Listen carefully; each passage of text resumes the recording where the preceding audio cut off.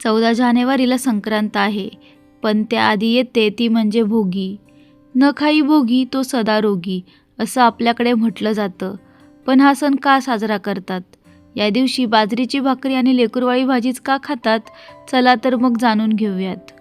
भोगी हा सण प्रामुख्याने देवराज इंद्र यांच्याशी संबंधित आहे. पौराणिक कथेनुसार इंद्रदेव हे स्वर्गाचे राजे आणि पावसाचे दैवत मानले जातात. पृथ्वीवर उत्तम पीक यावे आणि निसर्गाची कृपा राहावी यासाठी या दिवशी इंद्राची पूजा करण्याची प्रथा पडली. असे म्हटले जाते की इंद्रदेवाने याच दिवशी आपली चूक सुधारून निसर्गाप्रती कृतज्ञता व्यक्त केली होती. म्हणूनच जुन्या काळच्या वाईट विचारांचा त्याग करून भोगी म्हणजे नूतन आनंद घेण्याचा दिवस म्हणून हा सण साजरा केला जातो. केवळ कथाच नाही तर यामागे एक वैज्ञानिक कारण देखील आहे. भोगी हा सण थंडीच्या दिवसात येतो.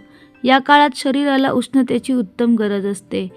बाजरी आणि तीळ हे दोन्ही पदार्थ उष्ण असतात, जे शरीराला ऊब देतात. लेकरवाळी भाजी यात मोहरी, गाजर, घेवडा, वांगी, पापडी आणि ओले हरभरे अशा सर्व हंगामी भाज्या असतात. या भाज्यांमधून शरीराला आवश्यक ती सर्व जीवनसत्वे मिळतात. भोगीच्या दिवशी सकाळी लवकर उठून अभ्यंग स्नान करण्याची पद्धत आहे. घरातील कचरा घाण काढून स्वच्छता केली जाते.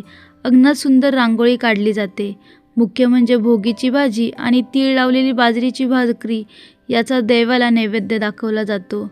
तर मित्रांनो, असा समृद्धीचा आणि आरोग्याचा सण म्हणजे भोगी.